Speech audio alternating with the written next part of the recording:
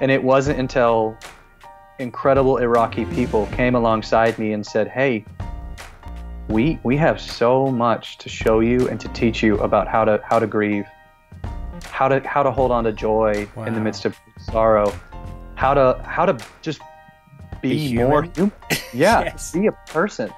Yes. And what they were ultimately doing is like slowly, taking my hand metaphorically and sometimes quite literally and decolonizing my heart and de-imperializing my heart, taking away that sense of superiority that, at least in the United States, I can say is very pervasive.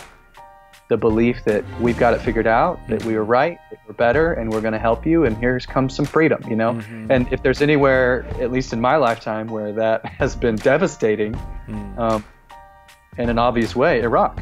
Yeah. And so to be there during the war for about, I guess, almost a year, and then just the tail end, and then after the war ended, and then being there in the fallout with ISIS, it was just this never-ending reminder of how much I need to learn from some of these mistakes and how a part of all that I really am and was.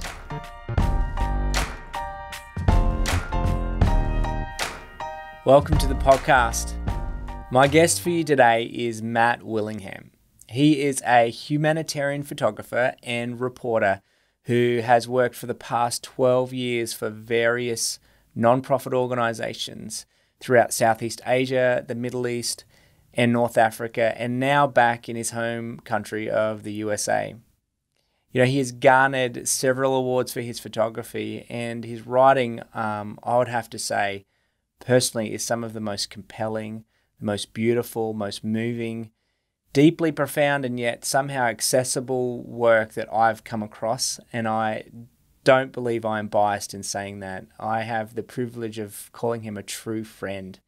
And as we had this conversation, it honestly felt like, for me at times, a therapy session. Now, not in a sad or depressing way, but as we shared our stories of living in Iraq, which was where we met, and the journeys even subsequently of being forced or having to re-enter back into Western society. For him, that's the USA, where he's from, and for me here in Australia. As we talked, it just felt like there was so much understanding, a freedom to share, and really to a healing in our conversation. I have to say, not only did I love our chat, but I quite frankly needed it. And although it's a little longer than normal, I know that you're going to be able to draw tremendously from Matt as he shares from his perspective on life and justice work. Here is my conversation with Matt Willingham.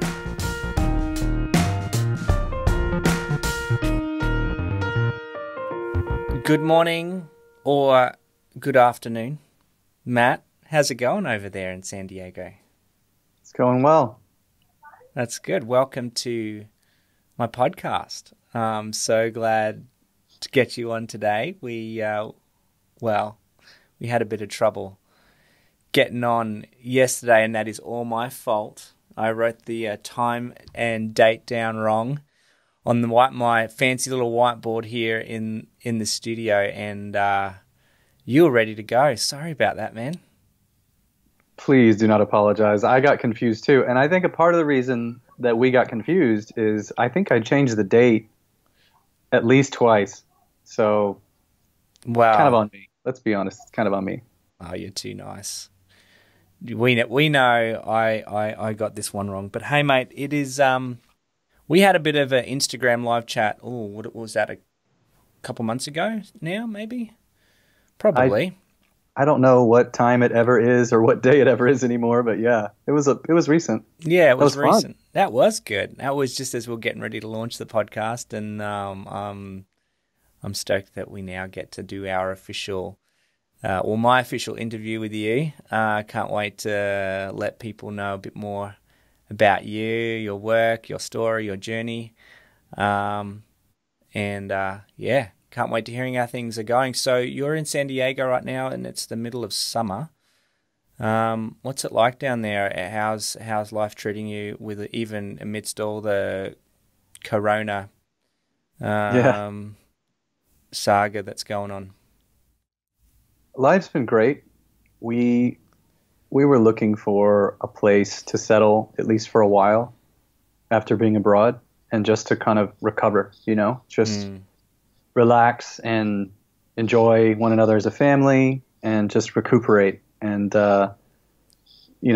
San Diego is not a bad place to do that. Gold Coast is a great place to do that too. It's kind of like Gold Coast, kind of like the SoCal. I feel like the Australia. Gold Coast is very similar to San Diego. Definitely. Well, you just stoked. Like everyone here is so stoked. Yeah. And I didn't know if the people say that. Is that just like a thing? Or? Stoked, yeah.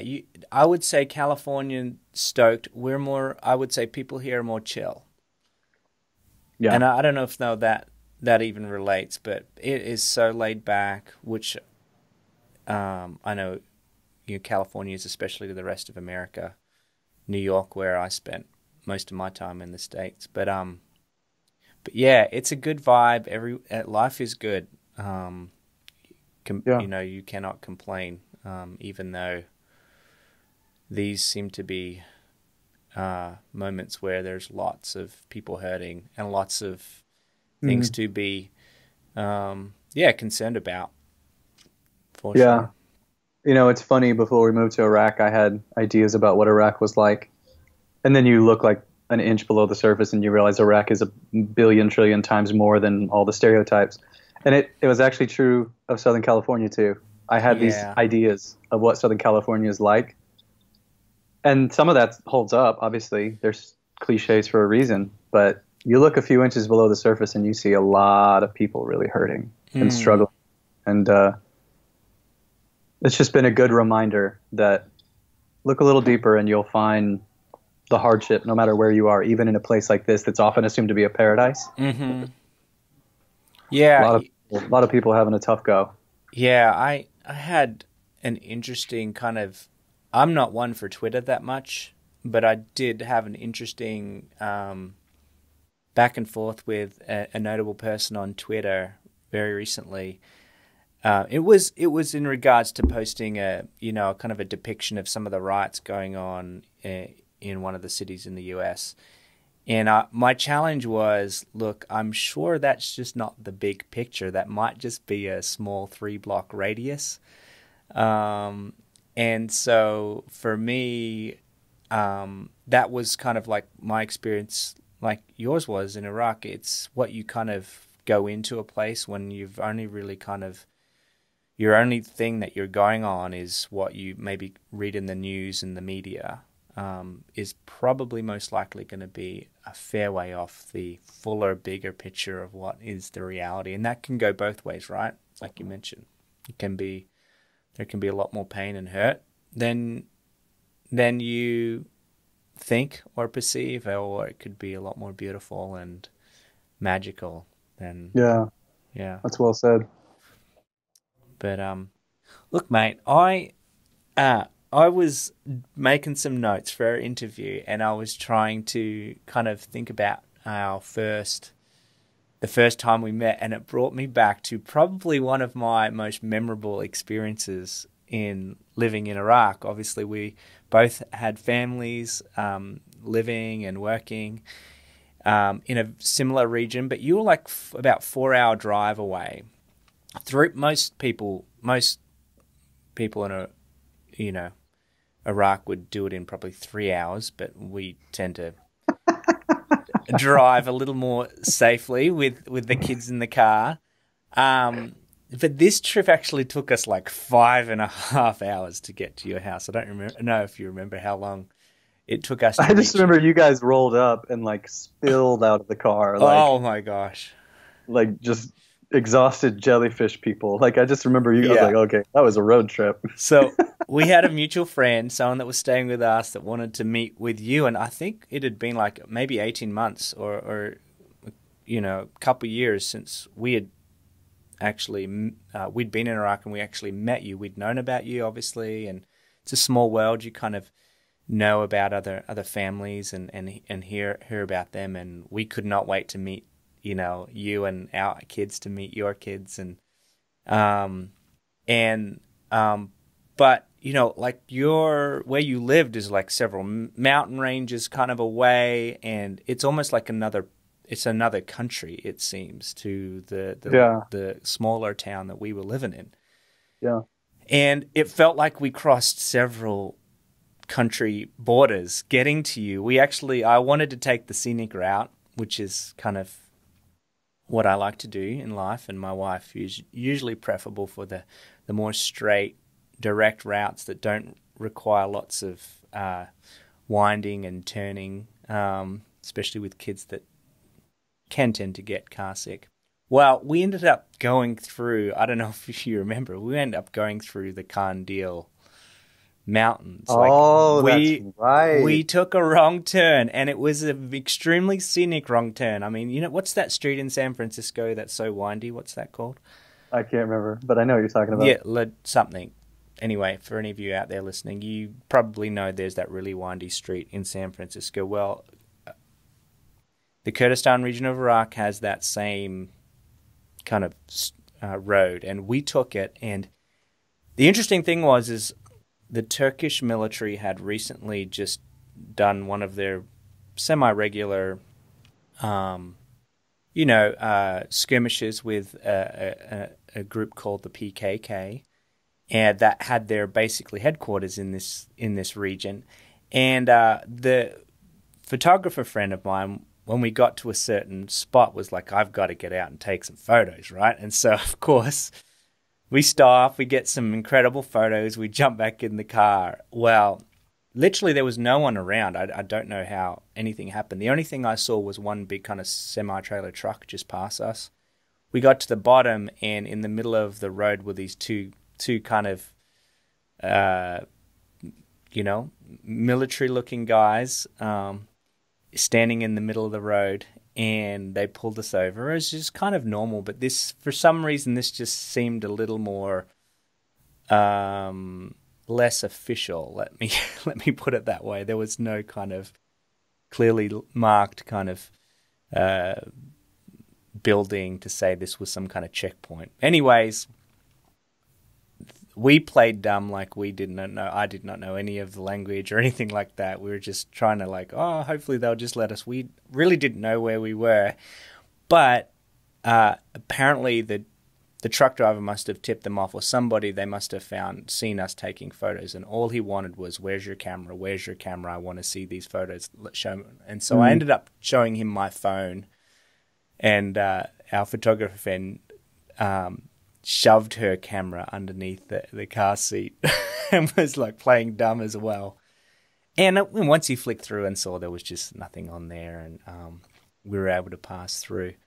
But what was supposed to be a 3-hour drive ended up taking us 5.5 hours, and it was quite a fun, adventurous trip getting there. And of course, we had several children. I think 2 out of our 3 throwing up in the lap of our friend.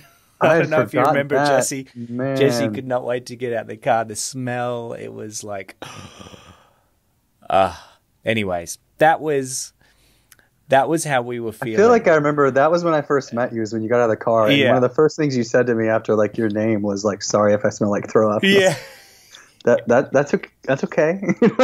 No context. It's just, sorry if I smell like throw up. It was, yeah.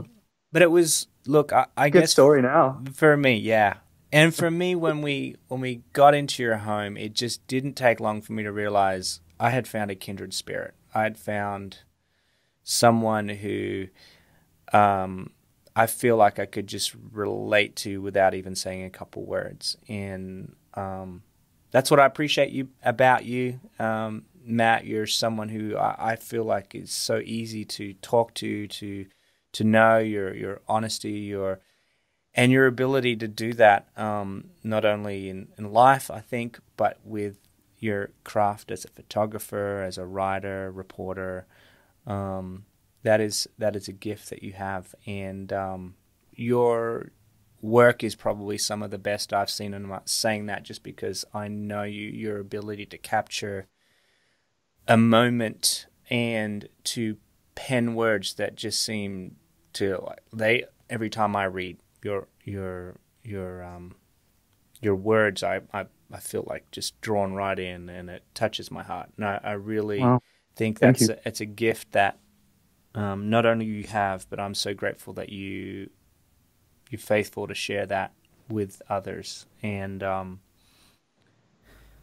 I'd love to know, like for you, obviously someone who was drawn to live overseas and to do humanitarian work, what kind of came first for you? Was it this passion for that work? Was it to this love of photography or writing? Can you kind of, shed some light on that for me? Yeah, I mean, I didn't start taking pictures until like a year or two into being in Iraq. No Uh, way. yeah, Oh, yeah. I mean, I didn't.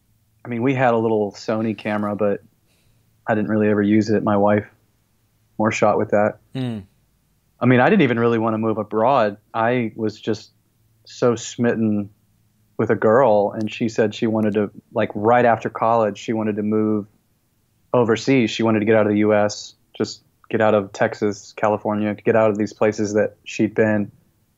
And I was like, well, I don't know what a Thailand is. Like, I legitimately didn't even know that was a country. But I really wanted to be where she was. And, mm, you know, what, 14 or 15 years later, we're still together, and I'm still chasing her around.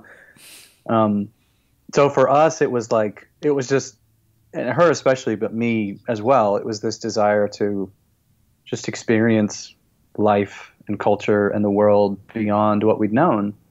And I feel like curiosity was really kind of at the core, um, and a desire to be challenged, and just to explore together. But for me, it was mainly her. mm, Um, but the more that we were away from our home country and home culture, um, the more that I found myself wanting to find ways to communicate different aspects of what I was experiencing. And I think photography and writing really became an outlet for that. It felt like a good way for me to process what I was experiencing then. And over time, I just started trying to share it, especially once we got to Iraq, a place that is often depicted so one-dimensionally. notoriously Michael, almost. I mean, like, I mean, to me, it pretty much, it's bordering on unethical, the Yeah. way that Iraq is often presented. Um, I know that you can dig and you can find more, but it just feels like it only gets that negative press. And yet I was experiencing so much richness, kindness, beauty, gorgeous landscapes, just so much great food. Like, I was experiencing so many things, and it was like, and when I was talking to my friends back home or in other parts of the world, or my family, it was like just the assumption of this is all there is. And I just had this need to show something else. Like, this is not fair. It's not fair. It's not loving to depict Iraq so one-dimensionally. And so I think that's where a lot of it came from, is initially curiosity, and then a desire to just give people a little bit more of a multi-dimensional glimpse, and to see the common ground that we all share, to see that we all have so much in common, so much more than we often assume. That's a really broad look, but I think that's probably a big part of the motivation for me. Yeah, and did you always feel like that need to kind of maybe tell the other side of the story, or to tell the bigger picture, or to what I've known, all that I've known you is to tell the beautiful world that exists, rather than just Yeah. the I don't know, the clickbait, pessimistic, Yeah. version that so often dominates media and Yeah. storytelling. I think a lot of the emphasis on hope for me is, it's mainly started as a personal thing to help keep me from becoming callous, desensitized, and just to give up. I mean, I think it wasn't long in Iraq before the nature of our work was regularly exposing me and our team to a lot of death and a lot of hardship and a lot of Mm. pain.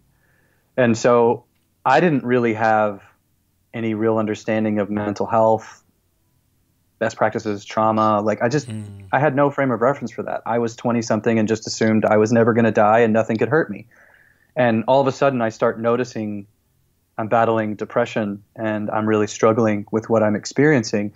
And so that intense emphasis on where's the good, where are the helpers, where's the hope, for me was honestly, first and foremost, just about survival.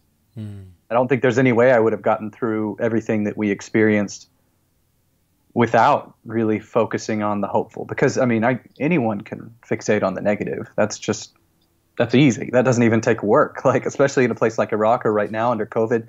And that's not a criticism, but like to really tattoo the goodness of this world on your brain, it takes work. And this was my way of doing that work, was trying to share those stories of hope, not at the expense of also acknowledging the pain, but trying to figure out how to depict life and death right alongside each other. In a way that showed, yeah, there's despair, but there's hope, like right there, like right around the corner. Will we have eyes for it? Will I have eyes for it? And I feel like there are a few places I've been, that challenge that more, that make that more of an opportunity to really push yourself to see the good and to see hope. And the people I learned that from most were not like educated Westerners. Whatever. It was Iraqis. It was Syrians. It was Somalis. It was those people, because for them, they had no choice. It was even more important for them to find hope, to find that little shred of something good, that little tiny silver lining that maybe no one else would notice, but they managed to catch out of the corner of their eye, and it kept them going that day. And so seeing the way that they lived that way, just like scraping the bottom of the barrel for whatever hope they could get, it was unbelievably inspiring and beautiful to me. And I wanted to try to find ways to just keep sharing that, I think. As you talk, what comes to mind is this thought: is there in you, as I often find in myself, this desire to almost be like, I want to be able to prove that even the hardest, most difficult, even the most unredeemable aspects of humanity and this world, there is still beauty in that. And it's almost like there is this push to do that. Does that resonate with you at all? Or is that something absolutely. And like I have a pretty strong like challenger personality. So like when people told me there's no point in going to Iraq, you're not going to be able to do any good, it's a lost cause, those people over there, they'll just always be fighting, they've always been fighting, that kind of nonsense. Like it had the opposite effect. So it was like, I'm going to prove you wrong. Well, yeah, let's watch me now, like, which is not necessarily the most healthy attitude all the time, and has gotten me in trouble, and have had to apologize for mistakes, but generally it can be very fueling, especially when I put it towards something good. It's one thing to be able to see beauty in a difficult landscape. It's another thing to be able to see really great food in a place that's been through lots of war, or maybe some good, beautiful things in culture, but to be able to establish common ground with another human, especially one that you would assume you couldn't, like that became a driving motivation for me. I wanted to be able to sit across from anyone, anywhere, and be able to communicate my love for them, my respect for them, and that we have way more in common than not.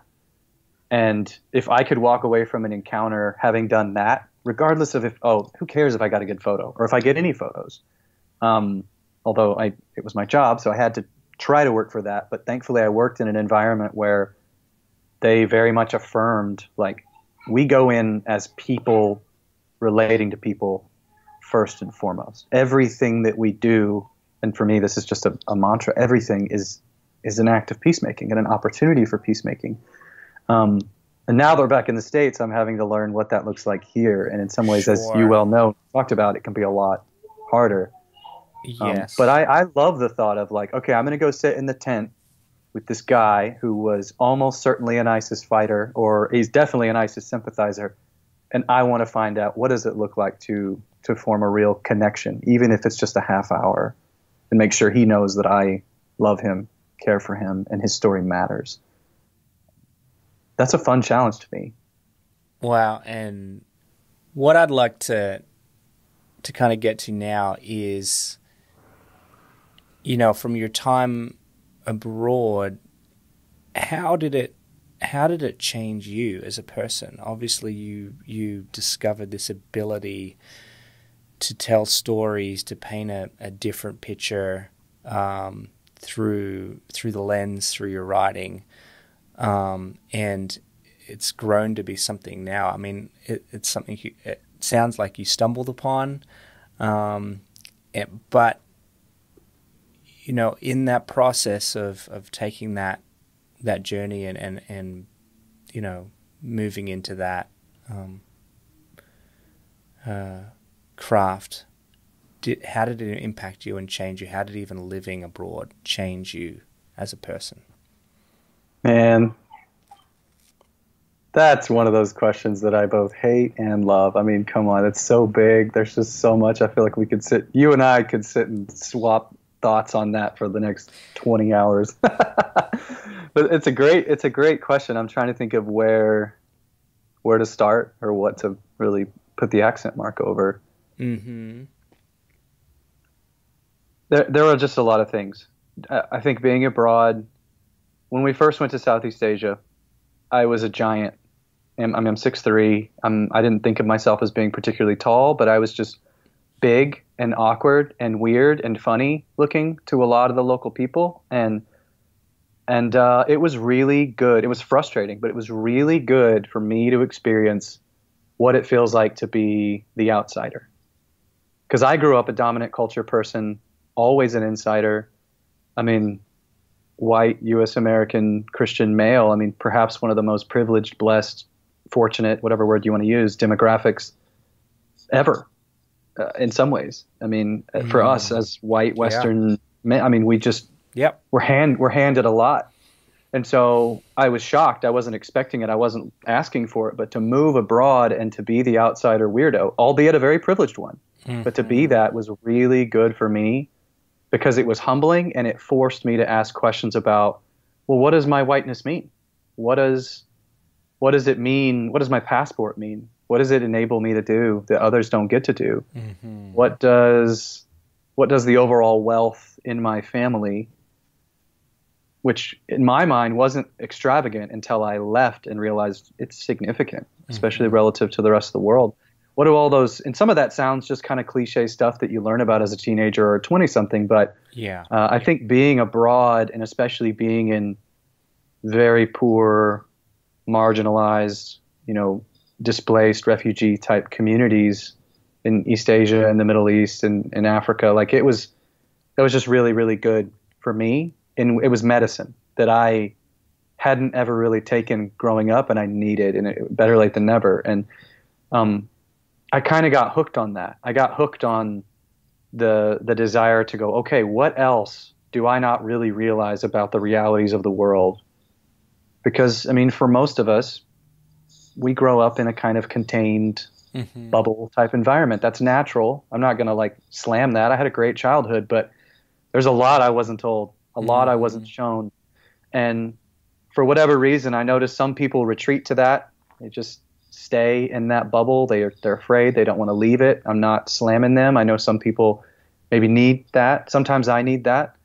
But for me, it was absolutely thrilling to step out of that and just experience an unbelievable, I don't know what to call it, growth, transformation, expansion. I loved it. But it was particularly humbling. And getting to Iraq and encountering people who had suffered at the hands of the U.S. military and who couldn't even be in the same room as me without just weeping over something that had happened to their family member, their daughters, their children, that was a whole new level of, am I going to retreat back into the bubble of safety and ignore all this because this is hard? Or will I just keep walking into it and do what I was saying earlier about sitting down and trying to be present for that person, do whatever I could, even if it's through tears or just with silence, trying to communicate, I love you. I'm sorry. I'm here. I want to be present to whatever you feel I should be present to. I just grew leaps and bounds as a result of that. I don't know if that makes sense. Yeah, it does. And probably if your experience was anything like mine, maybe in ways you weren't planning on growing or ways that were unexpected.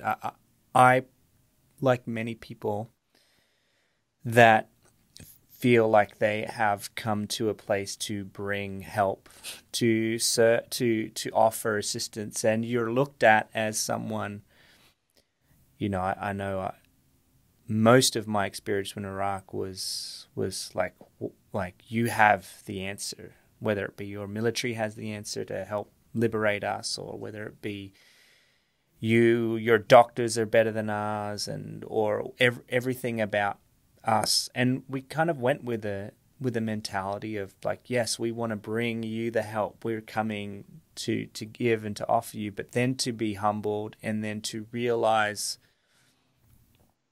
maybe all along I'm here to be on the receiving side.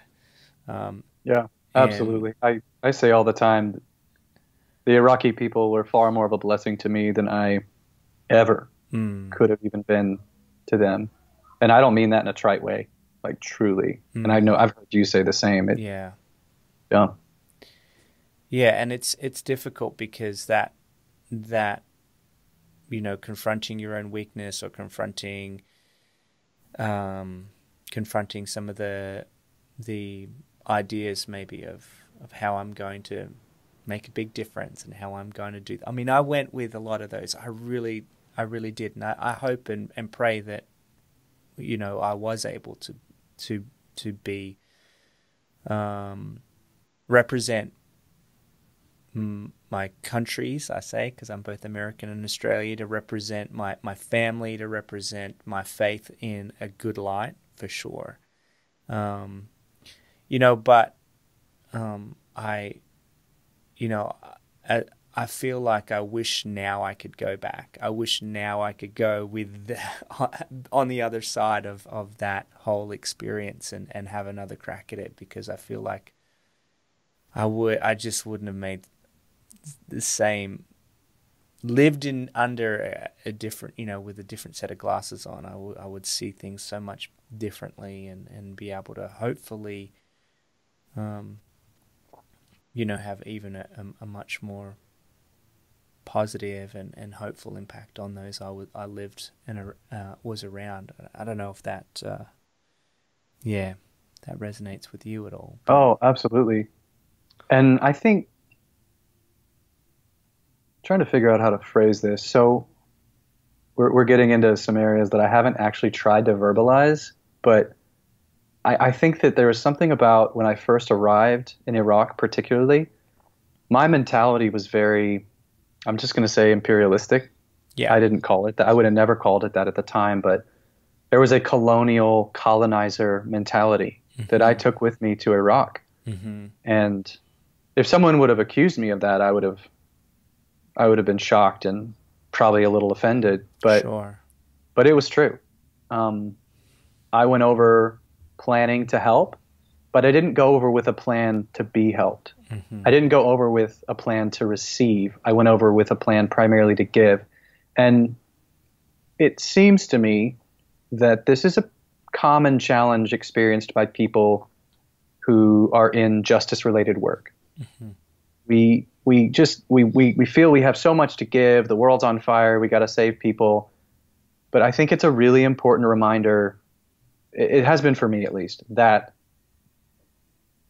you can't give in an effective, meaningful way. You can't give nearly as effectively, I should say, unless you are receiving also. There is a symbiotic relationship that we all have as humans. We're all connected. We all belong to one another. But I think particularly this can get off balance in situations of like charitable work, NGO work, humanitarian work. I'm looking for those humanitarians and charitable people who are actively hungry to learn from the refugees with whom they work. Yeah. They're excited to receive from them. They know that they have something to gain, and that's not a selfish thing. That doesn't make them bad humanitarians, but actually it just means that they're ready to come in in a relational way, Right. and that there's a mutuality to their work. And you can tell. I mean, you and I both seen it when you go into a situation and it's just, here's your handout. Blessings be upon you. I bestow this upon you from the back of my truck. You're welcome. I arrived with my white cape and white horse and whatever. That mentality, which I obviously just I exaggerated in a big way to make a point, but that mentality is so pervasive in the midst of this justice work, and it'll poison us. And it was poisoning me. And it wasn't until incredible Iraqi people came alongside me and said, hey, we have so much to show you and to teach you about how to grieve, how to hold on to joy in the midst of sorrow, how to just be more human. Yeah, Yes. be a person. Yes. And what they were ultimately doing is like slowly, taking my hand metaphorically and sometimes quite literally and decolonizing my heart and de-imperializing my heart, taking away that sense of superiority that, at least in the United States, I can say is very pervasive.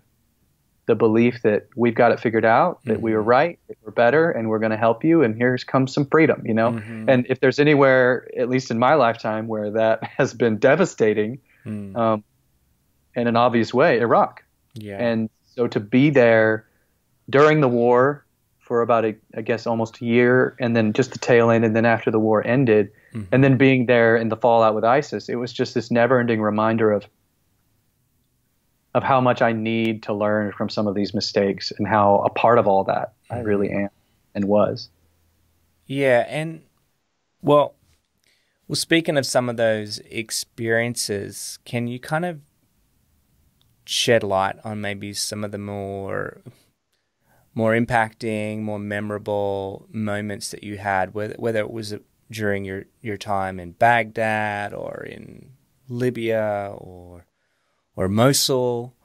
You kind of entered into some pretty intense war zones on Sinjar Mountain there as well, in Syria. Are there any moments that kind of stand out that for you,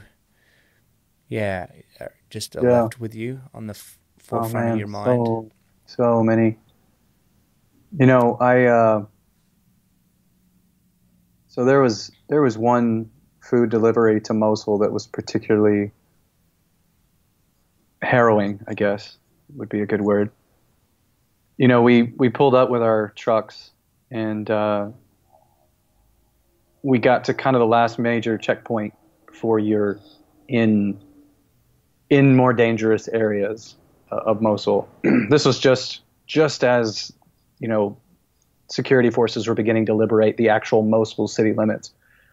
And, we had heard that it's pretty much impossible for just everyday people in Mosul to escape to safe areas. There was a lot of concern, and understandably, there was a lot of concern that ISIS sort of sleeper agents, or just, ISIS fighters, would slip into the safer areas and create chaos and cause problems, kill people.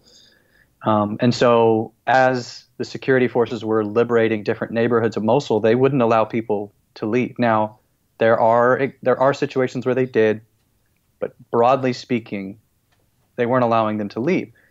And yet, the aid groups weren't really showing up. So the aid groups are waiting back in safer areas. The displaced people needing help aren't coming like they're sort of supposed to. I actually remember one aid group within a UN organization, anyways, with the UN basically, who was like almost offended. Like, we set up all these great camps, and where are they? It's like, wow. Are you? Anyways, I just remember kind of like giving them this look, like, are you kidding me? Well, many just didn't want to come because they didn't trust that the camps wouldn't turn into prisons, which is often what has happened. Yeah. And then others weren't even able to come because they weren't allowed out of their neighborhoods. They weren't allowed past checkpoints. It's not just that simple. Yeah. So you have all these people who've endured a horrific ISIS occupation for a very long time. And then it's almost like for them, the occupation just changed hands over to Iraqi security forces. And so, the organization I was working with at the time, which is called Pre-emptive Love Coalition, decided we're not going to wait. We're gonna take the food to them. It is not right. It is not okay for us to just hang back and expect them to just come to us. And so we had been doing that progressively throughout the conflict with ISIS. Pretty much wherever we could get, as close as we could get, we were taking food, taking hygiene supplies, taking shelter, taking water, taking whatever we heard was needed.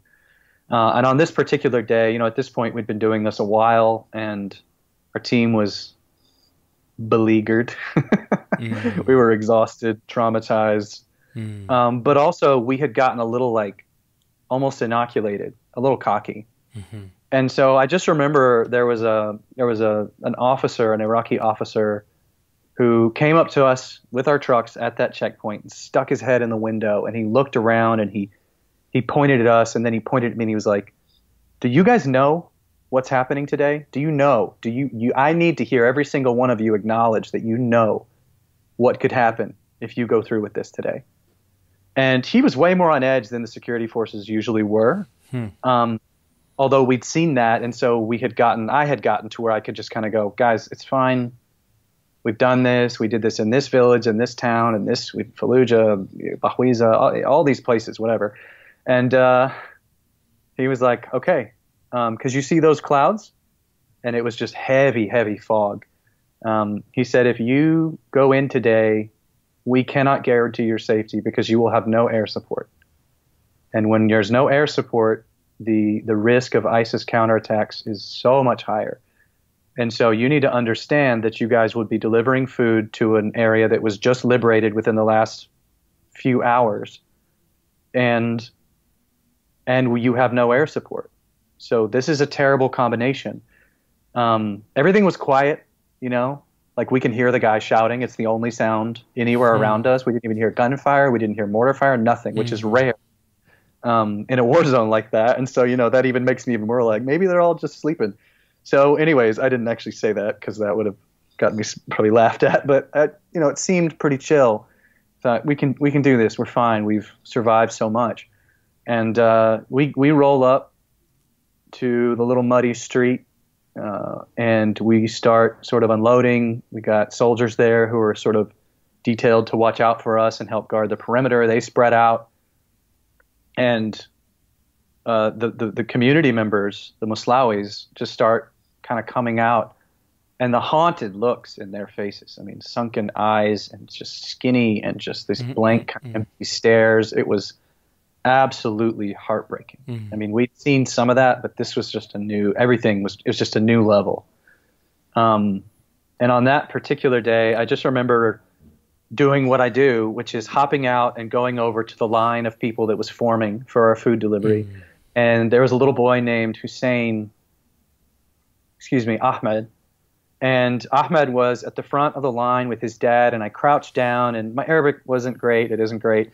But I just kind of started trying to ask him some questions, his name, where he's from. And of course he's from here, and told me his name. And, 2 or 3 questions in, all of a sudden the whole world just explodes. Sniper fire. I felt the vibrations of it around my head, clanging against the gate next to me. I felt like the cinder blocks that they build houses with, you know what I'm talking about, just splintering around me. And people duck, and I hear somebody in Arabic scream the word for sniper. And I would love to, pretend like I went all action hero, but I didn't. I just froze in absolute terror. And my Iraqi colleague kind of took me by the arm and led me over to a Humvee, and we hunkered down under a Humvee. And that was the beginning of an ISIS counterattack that went on for hours. Mortar fire picked up. It became apparent that they were targeting our position. They were aware that we were there. It was absolutely just one of the most unspeakably terrifying things I've ever experienced. And it's not that we hadn't experienced war up to that point. Sure. It was that it was just all around us. It felt like we were surrounded. Now, I didn't want to be like the, take over like you were just describing and try to be the like take charge white guy or whatever. So I think one of our keys, one of my key principles in all of this, and it was shared by many on our team and many of my friends and you and others, was trust the locals. Mm-hmm. You got to trust locals. We're not going to be able to do anything if we can't just choose to trust local people. And so we did. We erred on the side of trusting locals. But the locals kind of just kept handing out food, and eventually, after about an hour of delivering food as quickly and efficiently as possible under sniper and mortar fire, I was just like, guys, this is one mortar round hit right next door to us, and people were knocked to the ground. And I was like, this is not safe. We're gonna get these people who have survived so much. We're gonna get them killed. We are putting people at risk. This is irresponsible. And yet the people didn't want us to leave. They were telling us, don't leave. Like, it was just such a confusing ethical situation, because it was clear people were starving. I mean, it was so hard to make that decision to, like, we got to get out of here. But I talked to, our Iraqi team lead, and he was like, yeah, okay. So, I mean, when people started getting knocked over, and then a soldier was injured who was there to protect us, and seeing him, blood coming out of the back of the ambulance as he was being driven away, it was like, okay, yeah, like, we don't need any more people to risk their lives just so we can help people here. Like, hopefully we got to go. So we pulled back, and I just remember being so overwhelmed and stunned and shocked and thinking, oh, good, like, it's over. So we pull back a little bit to a nearby village that was liberated like 2 days ago, as opposed to like a few hours ago. And I thought, oh, this is going to be better. Well, it was more of something similar. Now, we weren't actively under fire, but the people were so utterly traumatized and just overwhelmed by what they had endured. It felt almost like zombie-like. And I don't want to sound like I'm dehumanizing people. I'm just trying to communicate how it felt. The way that they came out in a mass toward us. And they just refused to even form a line. Right? There was just so much desperation. And fathers, honestly, I think I would have done the same thing, like climbing onto trucks and just grabbing bags and tearing open bags of rice and grabbing handfuls of rice and running away. I mean, we were there to give people like a lot more than that. But the desperation and that just mentality of like, I've got to survive no matter what. I mean, it just absolutely broke my heart. But in the middle of all that, these two little girls came up named Kada and Rihab, and they tugged on my sleeve, and they asked if I would take their photo. And I started making silly noises and acting silly and goofy, and they both just busted out laughing. And I took their photo, and I sat with them and kind of asked them some questions if I didn't understand. My friend who had helped me get to safety under the sniper fire, my buddy Isan, was kind of helping me piece together things that I didn't fully understand. But they were just telling me about how they could not wait to get back into school. I mean, it was an absolute hellscape. Wow. And these two little angels, just like sunshine incarnate, were smiling and giggling and joking with me and reminding me, like, we're all human here, like, yeah, some of us are struggling. But to hear them talk about how they weren't allowed to go to school under ISIS, and they were sick of wearing the headscarf, and they were sick of not being able to go outside because they were so shackled and so contained as little girls. I mean, this is like, these are 5 and 7 year old, that's 6 and 7 year old. These are little girls. And to hear their like excitement at being able to go back to school now that ISIS was gone, and everything that they'd endured, and just the joy that was bubbling over at the thought, and getting to see their faces in a photo, which they hadn't seen in months and months and months under ISIS. Like, it was that glimmer, I talked about, like, in the midst of absolute hell, like, you can always find life finding a. And so I hold on to that moment with Rehab, even as people are getting into fistfights and ripping food out of our trucks and screaming and crying and wailing, like, just sitting there with those two girls. It was a profound moment that I held on to sort of keep hope, keep sanity. So I'd say that was a big one. Matt, well, that is heavy. And thank you for sharing. Thanks for sharing that. You know, even as we've been talking, I feel like there's those moments and experiences that we both had. Mine not nearly as dangerous or life-threatening as that. But I feel like when I talk and as we share, and even as we discuss some of these processes, these journeys that we're on, I feel like people are being let in onto a bit of a therapy session with two people just trying to process and figure out and have the freedom to retell these stories. It's not easy. It's not many people that you know that can handle something like that, or that can process something like that, or that can, for what it is, not for, you know, what wow, that must have been a gnarly experience, but it's more than that. It is something you hold that has become a part of you. So thank you for sharing that. Thanks for being a safe space for it, man. Honor that moment. And you know, it almost reveals the contradictory nature that a lot of justice work lives within. It just isn't. It's complicated. Sometimes you just can't simplify it with justice. This is right and this is wrong and this is the answer and this is how you go about it, and it just seems so like black and white, and it isn't. It's difficult. You're trying to create a world through maybe non-violent means that creates a better world that cuts through the cycle of violence, and yet at the same time you're going in under the protection of military, under the protection of power, under the protection of authority. And how do you wrestle with all that, Matt? I mean, I know those were questions, and those are, and I'm not expecting an answer to that, but I just love your thoughts on that, because I think a lot of people listening to this want to be led in on this conversation, this thought process, and I'd love, I think you're one of those few people that can really speak into it. Well, I mean, for me, how are you going to, it all comes back to love. And I know that word can mean a lot of things to a lot of people, but I mean, love has to be at the center of my life and my choices. And unfortunately, it's often not, but I've learned, and I'm very convinced that if we're going to love well, we have to understand. And if we don't, and if we want to understand, we've got to be able to, I think, also empathize and to have experienced with someone. So, I mean, I never had on my bucket list as a kid growing up, oh, I want to like go to war zones and try to help people or whatever. Like that was a time in my life, and it came about as a result of saying yes.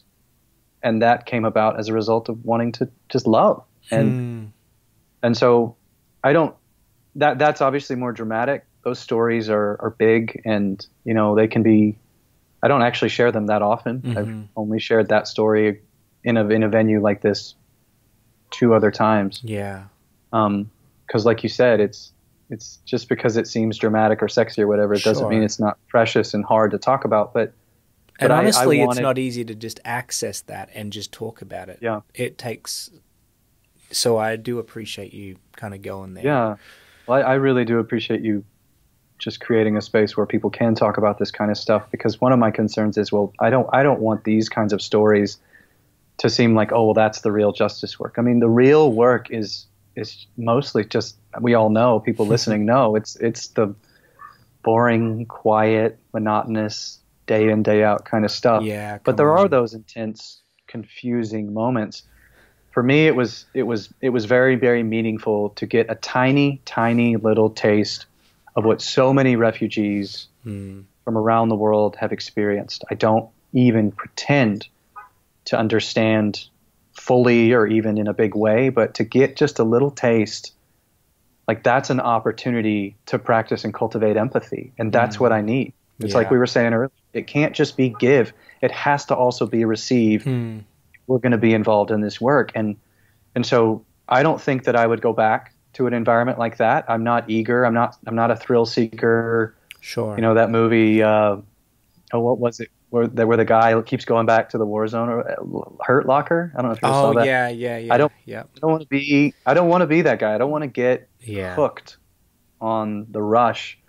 But I do want to get hooked on having experiences that really spur me on toward a deeper, more empathetic understanding of what people are experiencing, especially in situations of great hardship.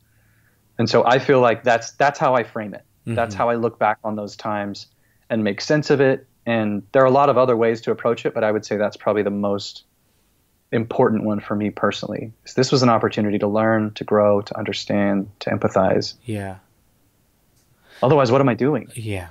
You know, like if I'm not growing, how am I going to be able to get better at actually serving others? It's not a static thing. It has to be about mutuality and mutual growth. I think that's a great segue into maybe some of the work you're doing now. Now that you've kind of come back to America, obviously there's a season for you of just being a family, being near family, and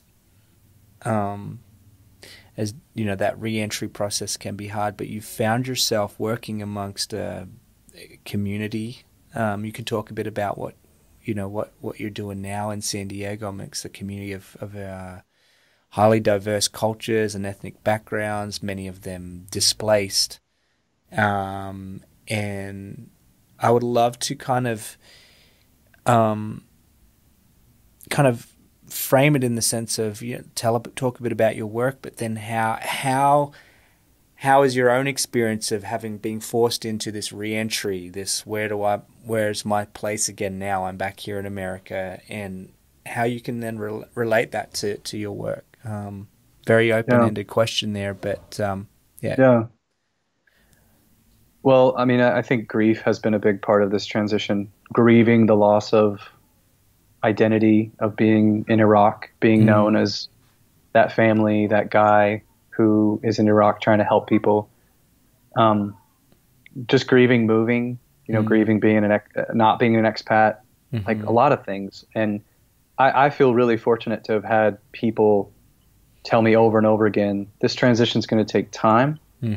You're going to have to grieve, and grief just sucks, period.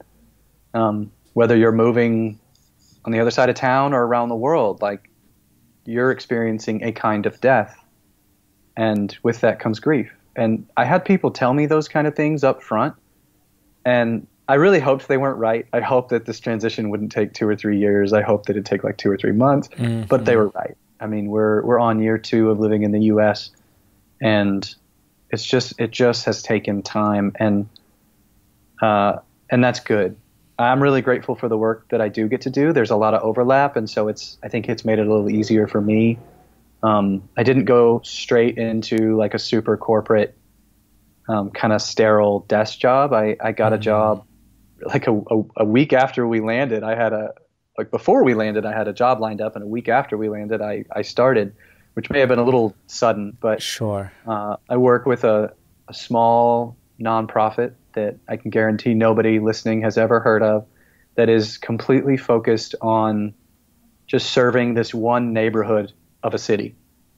So I went from like working with this increasingly popular and known nonprofit that was working internationally and, was getting a lot of applause, and people wanted to follow and like and celebrate and donate, to this tiny little nonprofit that's almost 40 years old, older than me, based in this one neighborhood of San Diego in Southern California in the United States.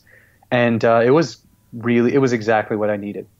For my own ego, for my desire to live out my values and my principles and to not allow other things to get in the way of that. It's ultimately been exactly what I needed. And I love it because I get to still work with refugees. The communities it's called City Heights. It's in San Diego. And it's one of the more diverse neighborhoods in the United States. It's a refugee resettlement community. Wow. Through the UN. And you've got a lot of littles. You've got little Saigon over here. You've got little Baghdad down the road. You've got, or not, sorry, little Iraq. Some people call it little Baghdad. Some people call it. You've got little Somalia.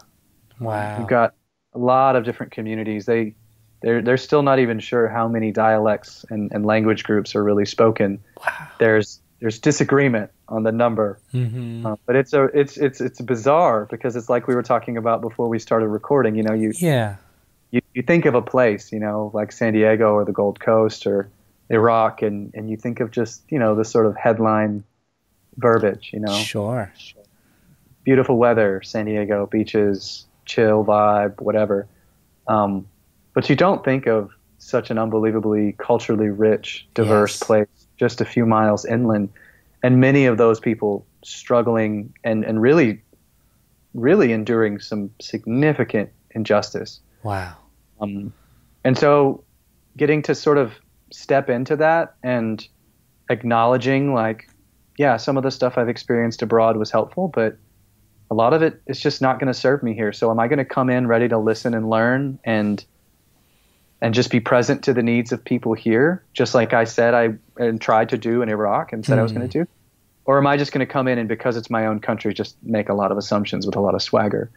And I've tried really hard to just come in and just spend time with people. And it's been really good for me. I've heard you say this too, but it's been really good for me to see what life is like on the other end of things for refugees who are, you know, we've seen what it's like for refugees to run for their lives. Sure. To be in that liminal space, living in tents or living on train tracks or living in empty fields, you know, in Europe or wherever.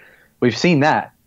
But now to see what it can be and how sometimes that's really beautiful. People get resettled. They experience something that they've been looking for. Sure. You know, sustainable, healthy, safe life.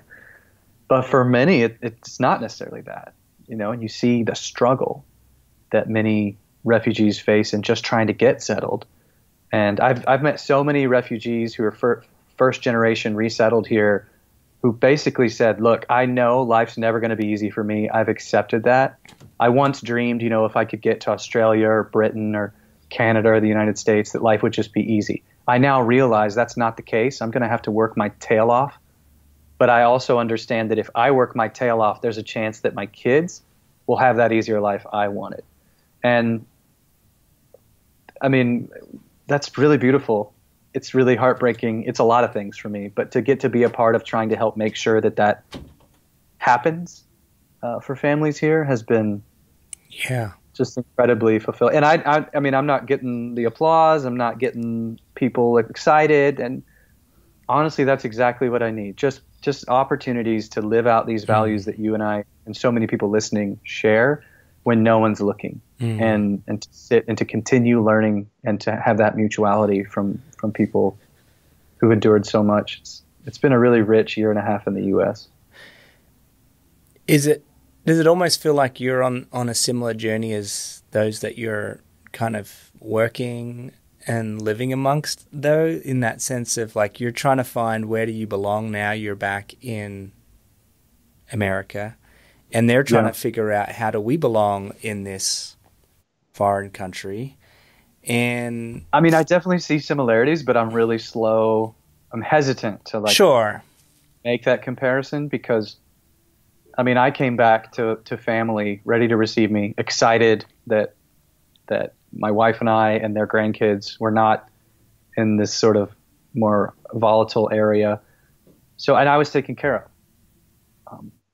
Maybe had a nice cushioned landing, but I do feel a kindred spirit, a closeness with refugees who feel so wayward, because I do feel that a lot of the time. Yeah, I guess that question of belonging, like we were talking about yesterday. Yeah, that more of an ideological. You've both experienced this. What is home? What is what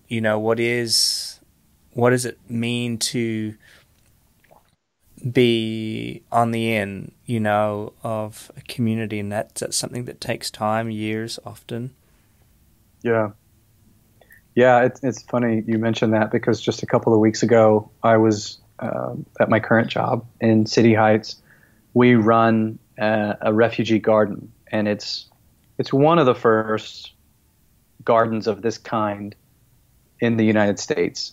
Michelle Obama visited it several years ago. It's somewhat known, but we didn't found it, but we just took it over. And I was sitting around one of the picnic tables with a guy from Myanmar, a woman from Bangladesh, someone from like 3 or 4 people from a few different East African countries, you know, Eritrea. It was this bizarre, eclectic gathering of people who had come just to tend to their garden plot for the evening, and we're all sitting around and swapping stories. And I didn't feel in any way like I didn't belong with them. And I often in my San Diego suburb feel like I don't belong. But I don't know what that necessarily means. I'm still trying to sort that out. I think you might be kind of trying to sort some of that out too. But like, it was just this other reminder yet again of what I've experienced so many times from people who've lost home. It's just some profound hospitality and welcome from people who know what it's like to be without. Yes.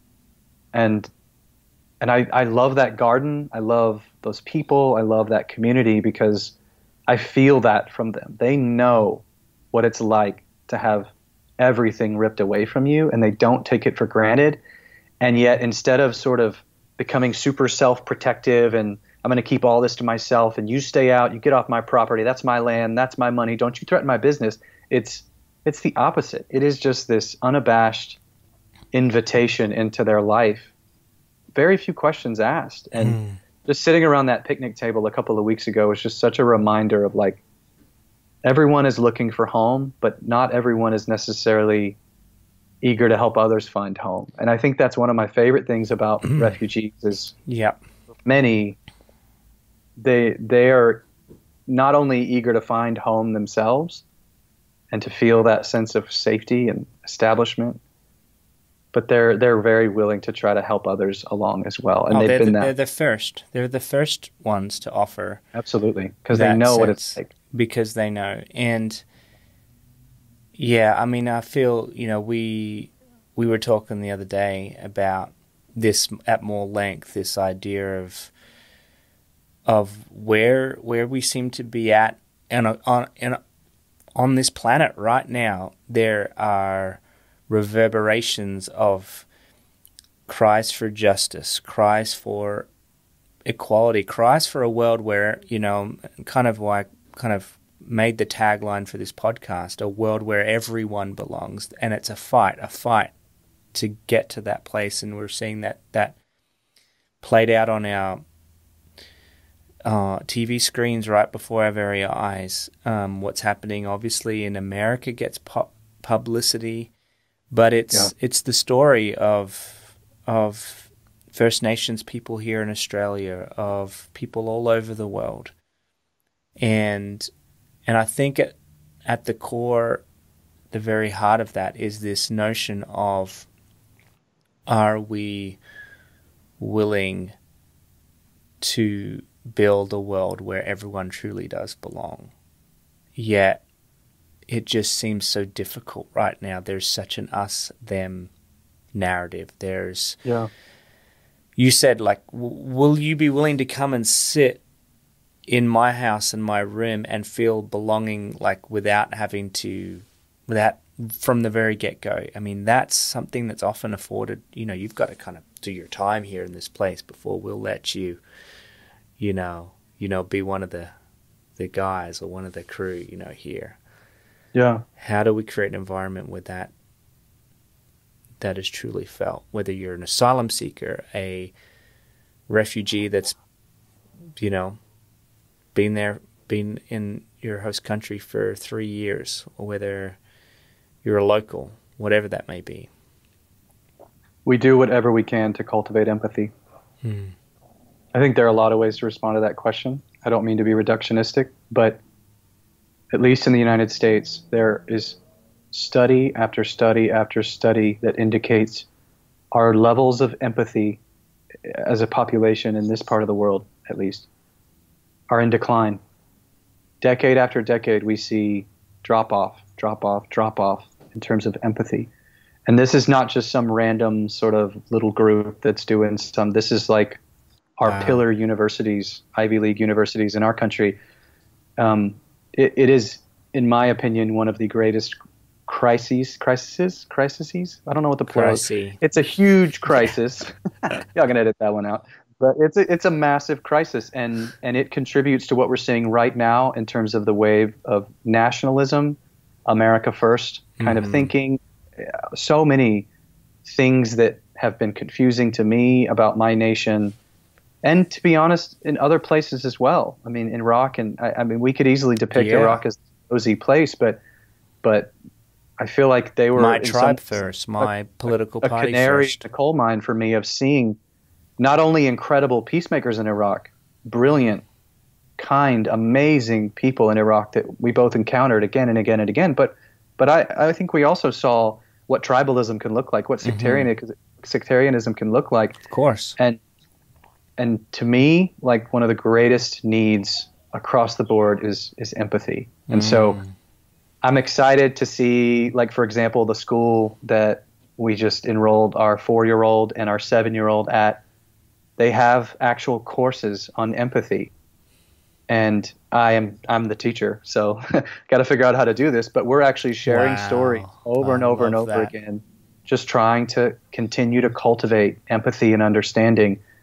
And I think if we want to see a more just world, we've got to be able to feel with others. And I think that many of our devices they have great capacity to help that and to help spur us toward empathy. And they have great potential to absolutely squash empathy out of us. It's how are we going to use them? Empathy is not a switch that you just switch on and now all of a sudden, oh, I can feel with you. I'm going to be brokenhearted with you. I'm going to rejoice with you. I'm going to celebrate. I'm going to feel as you feel. It's a muscle. So are we going to go to the gym? Are we going to exercise these muscles? Or are we going to watch them atrophy and become couch potatoes who just don't care? Because I'm seeing that all around me. It's the most jarring thing I've experienced moving back to the United States. And I'm not trying to slam the U.S. I love my country. But the level of apathy and snark and sarcasm and cheap jabs and little comments, on Facebook or YouTube or whatever, it's just cheap stuff that continually, to me, is an example of people who are not cultivating empathy.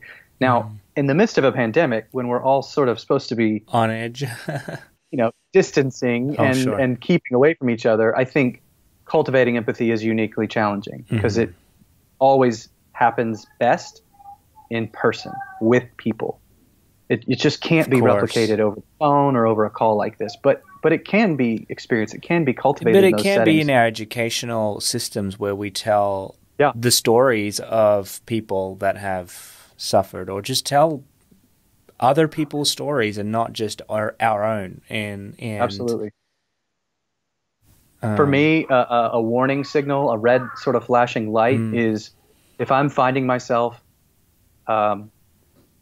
feeling prevailing negative feelings toward a whole group of people, that's a sign that I need to spend more time with them. I need to be sitting across from them. So I think a classic example for many people would be Trump supporters in the United States. I don't know if this is a dangerous place to go, but there's a lot of division between conservatives and liberals in this country. It's increasing. It's growing as we normalize extremism, as we share things that do not shine a positive light on our enemy, but then offer a lot of context and nuance to our crowd. We see this expanse continuing to grow. If you think that we couldn't experience a civil war in the United States in my lifetime, kidding yourself. But if we can become the people who continually prioritize and value as a nation and as a planet, a species, empathy, I think that we could actually see some real improvement. But right now, we're not really prioritizing that. And our social media platforms and things like that the algorithms don't necessarily lend themselves to that. Our news media doesn't always sell. Empathy is not a great business model. at least I haven't figured out how to make it one. If somebody could, that'd be amazing. Save us. But we need more it's of hard it. work. I mean, like you kind of pointed that out. Yeah. It's a muscle, and it's something you've got to work at. You've got to be intentional, and it's not until we see. Unfortunately, it's not until we see the symptoms breaking out all around us, and the suffering and the pain and the violence and the outbreak, or the symptoms of when we're not actually living in empathy, that it might actually jar us into actually, doing it. But I really appreciate how you've almost, in a way, given our listeners something, a reference point to go to how to kind of move in that direction and to cultivate it. I mean, I don't want to beat this to death, but really, like, think about it. If you are physically unhealthy and you want to get healthy, mm-hmm. you either pay someone to force you to follow their plan, like a physical trainer, mm-hmm. or you yourself make a plan and then you follow it. You just, even if that plan is as simple as I'm going to go jogging for 15 minutes every morning at 6 a.m., you've made a plan. So we make plans to exercise certain muscles to get to a certain level of fitness. Why would we not make a plan to exercise those metaphorical muscles, those abstract muscles of our emotional, social, empathic fitness? We've got to be people who prioritize those, because I look around in sunny Southern California and I see a lot of beautiful people running around and, swimming, and kayaking, and doing all the surfing, and all that. It's great. But you've got to keep asking, okay, but what are you exercising the even more important muscles? Sure. Of really being able to feel with others and see how they see, understand what they're understanding, and then to live into that kind of compassion that can come from that. I'm not making a judgment of whether or not they are, but many people I interact with, it doesn't seem like that was prioritized for them. And I just feel like the more people we can get out there saying, please make a plan, write it down. I'm going to go, it's Ramadan. I don't even know what that means, but I'm going to go to a nearby mosque. I'm going to ask if I can sit, listen, and learn. Yeah. It's going to be awkward. They might try to convert me to Islam. I don't know what's going to happen. I'm kind of Islamophobic, whatever, but I'm just going to try. I'm going to put myself out there. I'm going to make that plan. But if we don't make a plan to exercise those muscles of empathy and understanding and compassion, we're not going to get stronger. We're going to get sick. We are. Sicker. And I hear what you're saying, but I also wonder, at what point is it just too late? You know what I mean? Like, I don't want to believe in that. I want to be the hope guy, but like, start before your body's falling apart, so to speak. Start working out. I say this as a guy who physically is like not good at working out and super lazy. So major hypocrite here, but like, no, good analogy. I think the metaphor works. It does. So you said it just then. What is the hope though? What keeps you going? What keeps you believing then and not giving up? What keeps you pressing into this work? What stops you from just throwing it in and being like, you know what, I'm just going to get a better paying job and go into a career that I can actually give my kids. I can't find a better paying job. Yeah. Oh, I'm sure you could work for an ad agency out there and you've got incredible skills and gifts. I'm just, what I'm saying, what keeps you believing that that we aren't beyond hope? Because I don't see that in you. I know as dire as things look right now in many ways, you're always pushing into hope, and I know that there is this belief in you that it isn't too late. What is it that drives you? What keeps you? I mean, my faith is a big part of it. But I think really just personally, I can't deny the change in myself.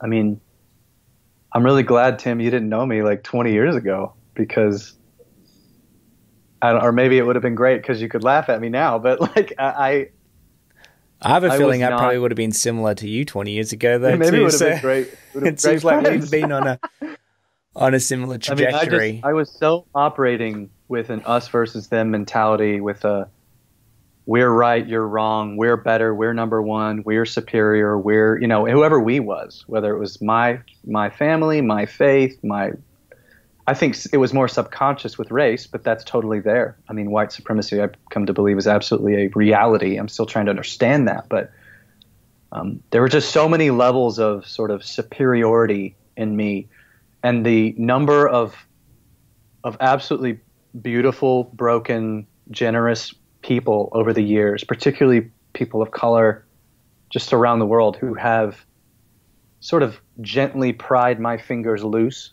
of that sense of superiority and really helped walk me into a much, much richer, more expansive and inclusive and beautiful reality of what can be. I just can't deny it. I can't deny it. And so I don't think anyone is too far gone. I think that if people could start getting tastes of some of this, and I've seen it too. I've seen it in others, not just me, but seeing what it looks like for people to start experiencing some of these realities. And I think I'm hopeful that we're seeing a kind of renaissance in the hearts and minds of many, many, many young people, and just people. At least in my country, I'm encouraged to see, with the Black Lives Matter movement and a really often loud and even noisy conversation around systemic racial injustice and white supremacy, I'm encouraged to finally see people thinking more systemically, thinking more deeply, trying to feel with, trying to understand, trying to read, trying to make that apparently, for many of us, myself included, very difficult walk just across town to spend time in different parts of the community, to just be present and to really soak up whatever is existing in that sort of place, and not assume and not just pretend like everyone's okay and everything's okay. I see a lot of that, and it gives me a lot of hope. Yeah, it's and almost... So even if there's not a lot, I still want to shine a light on it because it's there and it matters, and it's the life in the midst of all the death that is resilient and just can't seem to be stamped out. It's almost as if the hardest part of the process is what's happening right now, and thank goodness is actually happening, which is the awareness, the peeling back, the hey, this is really real moment. If it were not for this moment, and I'm speaking more specifically to some of the racial injustice issues, but they're, again, so applicable right across the world. If we're able to keep pushing, and hopefully making small steps of progress, it may just be that the damn wall will burst and that Berlin Wall will come down, whatever it may be. It just seems right now, and this is me trying to get all optimistic, it seems right now that... I love it. That it's not making much progress, but, there will be a tipping point. And, I'm hopeful. I believe, I know Americans all too well and believe in them as well as a people. I'm thankful for the way you, as one of them, shine the light, share the stories. If anybody wants to stop what you're doing right now, jump on Instagram, look up Matt Willingham, look at your work and the way you tell stories, the way you bring hope and light. I mean, I'm thankful that you're out there doing that, and I'm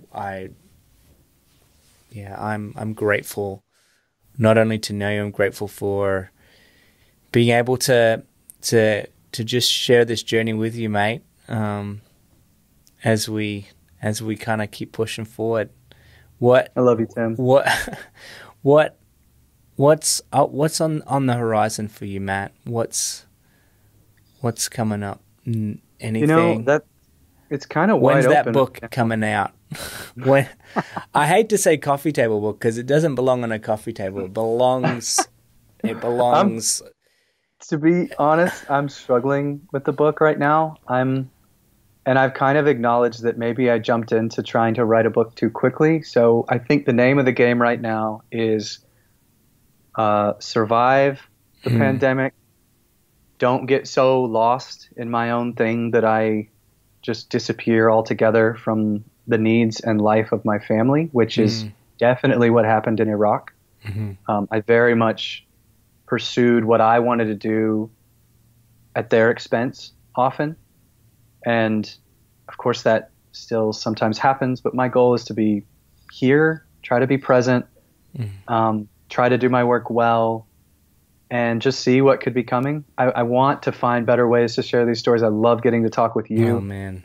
But I think it's really important, especially for the professional sort of helpers out there, to like have those seasons where you step back. And I'm in one of those seasons, and I don't want to pretend like I always enjoy it, but it has been really good and restorative for my soul. I need it, you know. We all need a retreat every now and then to get back into it. So thank you so much, though. I love that you started a podcast, by the way. Well, it's I say this first season is really just trying to catch up with my friends. And awesome. So it's really just a good excuse, being all lonely over here in Australia, to really spend some good quality time chatting with some of the people I look up to and admire and have learnt from along the way. And so yeah, I'm glad I started this thing too, and I appreciate you, Matt. Thanks for coming on.